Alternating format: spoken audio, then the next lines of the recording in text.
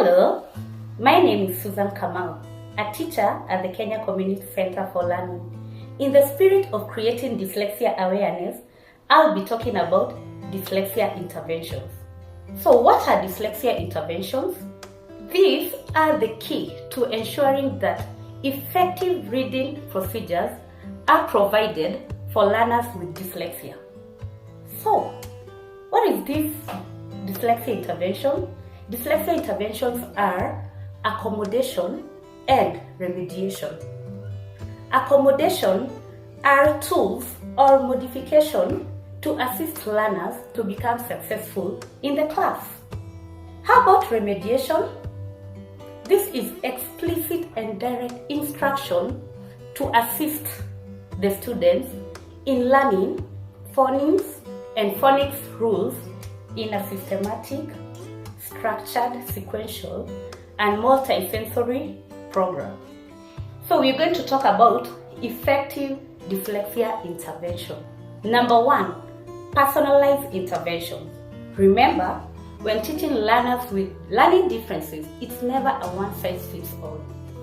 So these personalized interventions, they help to meet the needs of individual learners and also again to help the students work at their own pace.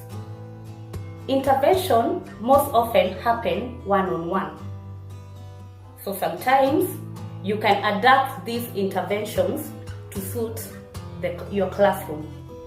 So a multidisciplinary team comes together and creates an individualized education plan, abbreviated as an IEP, to help the learner and also again to help this learner achieve those goals. Now let's talk about multisensory. Now these are ways of teaching where learners engages more than one of their senses at a time. It is very important for teachers to embrace different methods of teaching and style. Multisensory approach has different techniques. We have visual techniques. This is where information is presented through use of videos, pictures, and drawings. We also have auditory, where information is presented through rhymes, poems, songs, and many others. We also have kinesthetic learning, where learners learn through movement, dancing, writing in the air, and many others. Thirdly, we have sequential and structured instruction that begins with simple concepts, then we move on to more complex concepts. We have explicit direct instructions of phonics. This helps the learners to have solid connections of sounds and letters relationship. It is also known as alphabetic principle. Last but not least, and this is my favorite, we have continuous feedback and positive reinforcement. This helps to support mastery of the skills that they've been learning before you move on to other ones.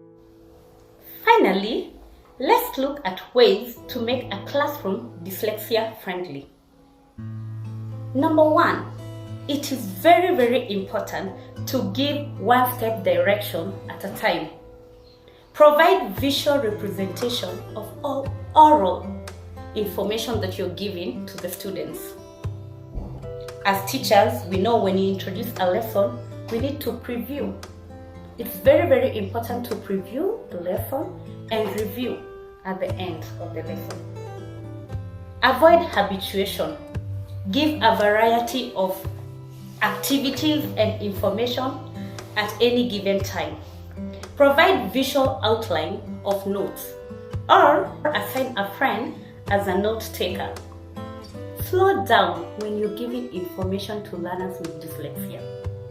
Last but not least, and one of my favorite, assume nothing, connect everything.